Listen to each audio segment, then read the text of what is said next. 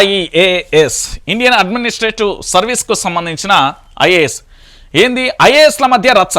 ఒకే సమయంలో రెండు వేర్వేరు సమీక్షలు, షెడ్యూళ్లలో క్లాష్ ఏర్పడి ఆఫీసర్ల మధ్య గ్యాప్, డిపార్ట్మెంట్లోనూ కొరబడిన కోఆర్డినేషన్, ప్లానింగ్ ఫెయిల్ అవుతున్న అధికారులు, ఏ రివ్యూకు అటెండ్ కావాలో అర్థం కాక డుమా, పెండింగ్లో పాలసీలు, ప్రాజెక్టులు, ప్రోగ్రామ్స్, సెక్రటరియట్లో విచిత్రమైన పరిస్థితి ఏర్పడదు. ఇప్పుడు విషయం ఏంటంటే తెలంగాణ రాష్ట్రానికి సంబంధించిన కలెక్టర్లు లేనట్టు, ఐపీఎస్ ఆఫీసర్లు లేనట్టు, లేకపోతే ఇంకెవరు అధికారులే లేనట్టు, ఒకే అధికారికి ఒకే ఆఫీసర్కు 4 శాఖలు అప్పచెప్తే ఏడి పోవాలి?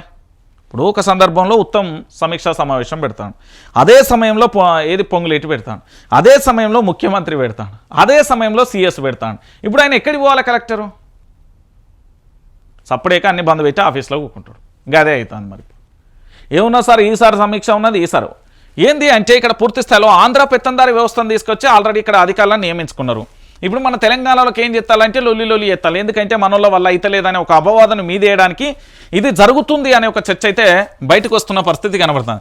సో ఫైనల్గా ఇక్కడ జరగబోయే చర్చ ఏంటిది, ఏం కథ అనేది కూడా మనం కూడా వేచి చూడాల్సిన పరిస్థితి కనబడుతుంది.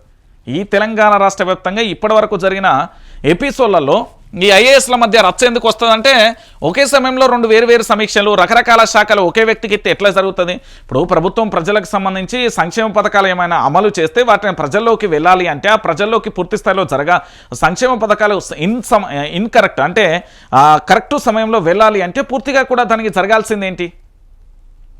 దానికి ఒక శాఖకు సంబంధించి ఫుల్ ఫ్లెడ్జర్గా దానికి అధికారులు ఉండాలి, దాన్ని పూర్తి స్థాయిలో ఒక గ్రిప్లో సమీక్ష కానీ ప్లానింగ్ వ్యూహాలు ఉండాలి, వాటన్నింటినీ ఇంప్లిమెంటేషన్ చేసే ప్రయత్నం చేస్తాడు. ఈయనకొక శాఖ ఇచ్చి ఈయనకే మళ్ళీ ఇంకో దాంట్లో ఇన్ఛార్జికి ఇచ్చి ఆయనని తీసుకుపోయి ఇంకో దాంట్లో ఒకే వ్యక్తికి 3-4 డిపార్ట్మెంట్లు ఇస్తే ఎట్లా చేస్తారు? సెక్రటరియట్లా ఆశ్చర్యం మాట అవుతుందట, రచ్చ అవుతుంది అనేది రోజు కూడా పూర్తి స్థాయిలో పంచాయతీ మొదలవుతున్న తరుణం కనబడుతుంది. ఇక దానికి సంబంధించి ఏం చేస్తారో ఏం కథనో కూడా మనం ఏం చేయాలి అనేది కూడా చూడాల్సిన పరిస్థితి కనబడుతుంది.